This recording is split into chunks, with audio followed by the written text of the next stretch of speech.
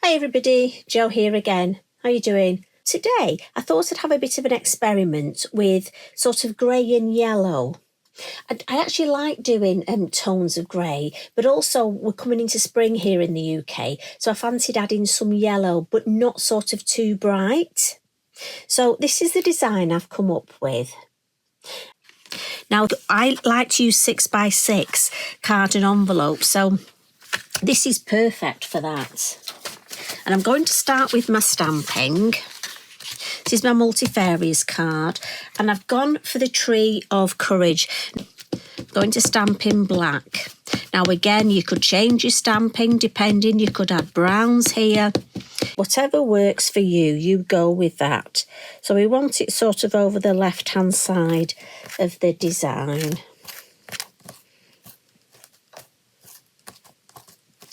And again, there's a lot of detail in this stamp, so give it a good old press and don't be in a rush to lift it up.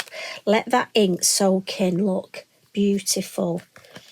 Now, I'm going to use one of the lamps off the lamp set.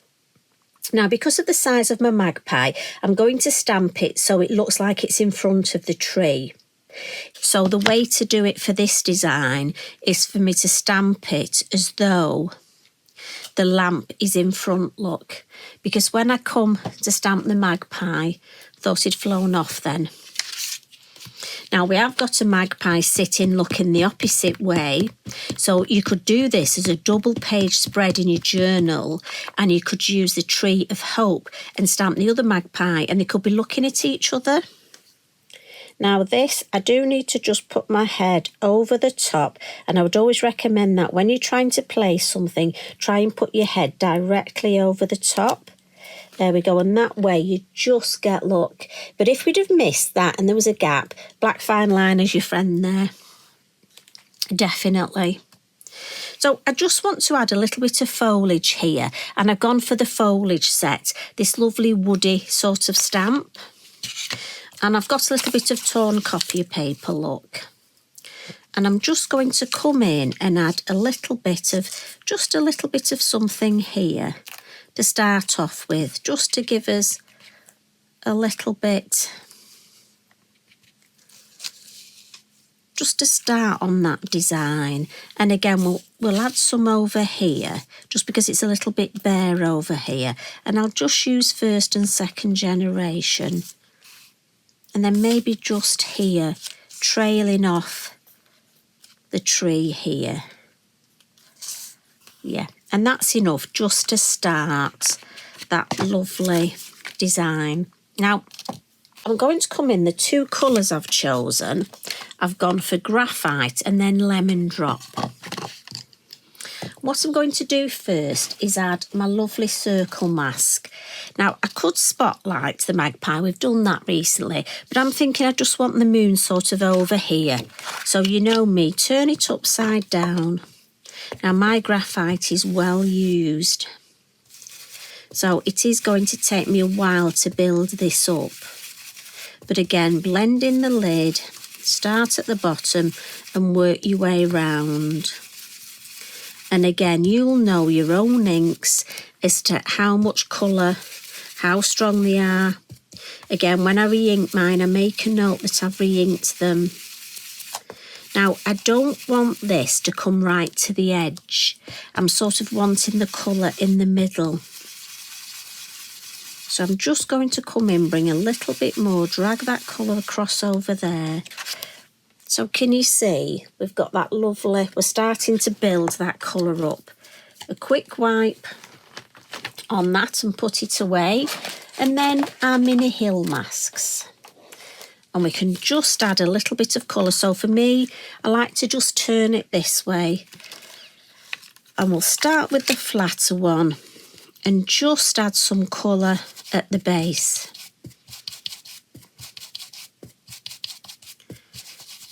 And then maybe some colour under here. Now, what I want here, I want that shape. So I'm just going to look, this one, the next sort of shapey one. I'm thinking if I can get that sort of darker bit there and just follow that design. And again, if you want to, you can lift it up and have a look. Now I'm going to join these here. Look, that just misses a bit. But if I put that, and I often do this, I sort of move them and almost make my own shape.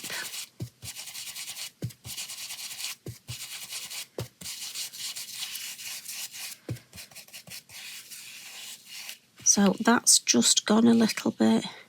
Just need to alter that edge there. So if I'm careful, then I'm going to add some pastel pencil on that anyway. Yes, I like that. So I'm going to add one more. For me, I don't want to add too many hills here. I don't want to take away from this design. And as you know, I like to have follow the shape of the moon. Don't worry that that doesn't go across. We can match that. This is the bit I'm interested in, and I like that there. So again, I'm being mindful, look, and I'm coming around the magpie. I'm not going over the edge there. If I want to see how it looks, yep, that's just enough colour. And if I follow that there, look, if we're lucky, there we go. So we've got that lovely design there. So I'll put those to one side. I'll give them a wipe later. Now, as I say, it might be you want to leave it at this stage and just stick with your greys. And I like to show you things that you can. But I'm going to come in with the lemon drop. And I'm just going to start in this corner here, look. And always start in the corner and then blend a little bit across that moon. So start in the corner and then across the moon, and then over here. I'm going to start on this edge and just blend right across to give that lovely shape. I just want to darken that a little bit.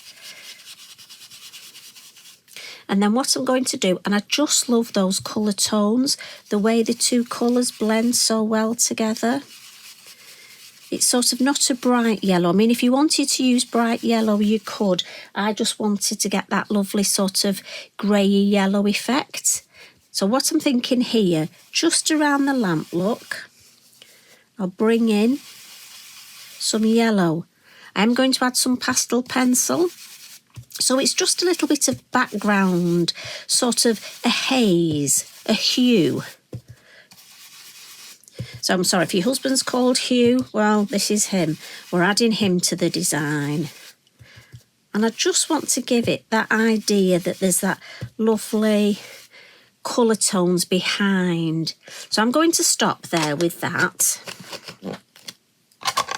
But we can come in now and add a little bit of colour. So I've got my Mondeluz pencils and just my kitchen roll to lean on. Keep those good practices. Now, you know me, I've got the light blue because when you look at magpies, they've got a bluey tinge. Now, I know it's a darker blue, but I just find if I bring in a little bit of light blue, because it's not easy to add dark blue onto the black, and I just find for me it gives those bluey tones.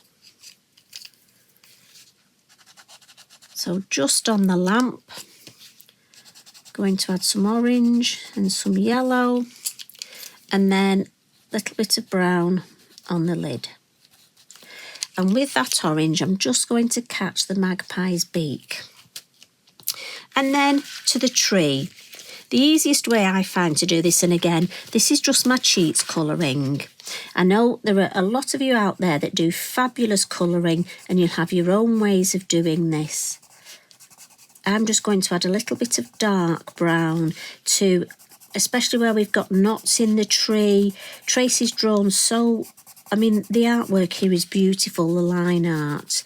But also I'll have a lot more dark brown at the base. So I'm just going to start by adding some of that dark brown. And then I'm going to come in with a mid-brown and just blend over that dark brown. And again, I'm doing circular motions. I just find it's more forgiving. I'm less likely to get lines if I do those circular motions. Now, you could use a water brush and watercolour this. You could use your clear Wink of Stella, do some Wink of colouring. But I didn't actually want the glitter on this, so what I'm going to do is just add my brown. And again, extend some of these branches. And again, for me, I just find it easy. Just turn your work. And you'll spend longer doing this. You'll be a lot neater than me. And I've got that so far. But just to properly blend it, but to bring in almost those yellowy tones, I've gone for this lighter, sort of a yellowy brown. And what I find is, if I use this, it blends all the colours together, but also it just adds that extra lovely tone. Now, when I'm using the third colour, the lighter one, I press a little bit more firm, a little bit harder, because this will blend and sort of cement those colours. And that, for me, just blends, and as I say, it brings those colour tones together. So what we'll do now is bring in some pastel. So where we've got our shading, we'll add some lovely black for shading under here. Our tree. And then we've got a little bit of brown. Just so it's not just black. It's nice to add another colour. And then I'm just going to give that a little bit of a smudge. Again, you can use your fingers. This is just a biodegradable cotton bud. Just saves getting black all over my fingers. But what I do want to do with the white is just catch a little bit on our Magpie here.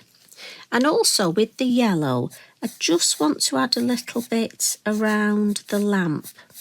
Now again, I could blend that with my finger, but what I've found is if I use the white to blend it, it does two things. A, it blends it, makes it permanent, so I don't need a spray fixative. I've only used it in a small area, but also I think it gives a much nicer tinge. Now I'm just going to blow that because I don't want to rub my hand right across it, and I just like that effect. Now it might be, again, if you're thinking a wintry design, you want to stop there, but we want to make this a little bit more spring-like. So on that foliage set, there's this lovely stamp, and we're going to use the Verdant. So this is a lovely light green, and we need to get that copy of paper back, and we can add some lovely flowers. What's nice about a design like this, as I say, is you can alter the season. I mean, look at that, by what stamping you use, what colours, and it's so easily done. And if Mr. Mojo's gone, this way you could make, like I say, a full set of designs. Now you could just stop with the foliage there, but I want to add some hanging foliage. So on that foliage set, we've got this lovely long hanging almost vine. So we can add, look. So if you don't want to add leaves, you can just add some lovely hanging, almost like long catkins. Now, depending where you live, you might have different names for these. And again, if you want a shorter one, just put your copy of paper there like we've done before and stamp, and you've got a shorter one. But what I'm thinking is, just my white, my Signo, I just want to come in and add a little bit of highlight there. Only a little bit, and a little bit under here. And again, you know what it's like, these finishing touches, you just need a few. And to make the flowers, I'm going to use now, you know I love my yellow glittery Posca, but again, it might be you wanted to add some lovely pinks, say some vibrant flowers. Get your pink Posca. I'm going for the yellow, but as I say, you could easily mix this up a bit. So I'm just going to add some lovely yellow flowers here.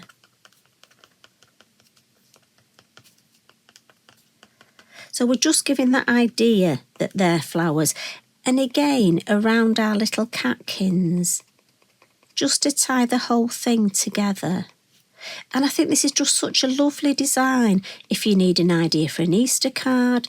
But as I say, while you're at it, maybe get your little robin out and create yourself a Christmas card. I mean, I'm thinking, you know, while you're at it.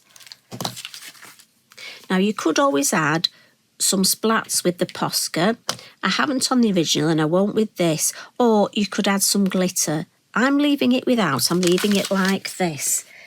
And also I'm leaving it with this one without a sentiment so that I can decide. That's going to be my emergency card because I think that could cover a lot of eventualities.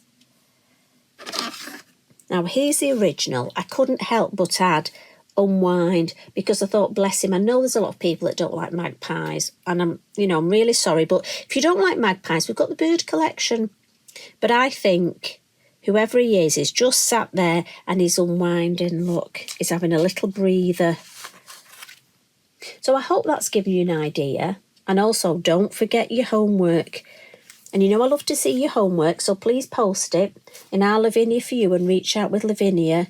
And let me see what month, what season are you going to go for? Or are you going to be the first person to do all 4 and post them? Can't wait to see. Enjoy the rest of your day. And as always, thanks so much for popping in. Much love and hugs from me. Bye for now.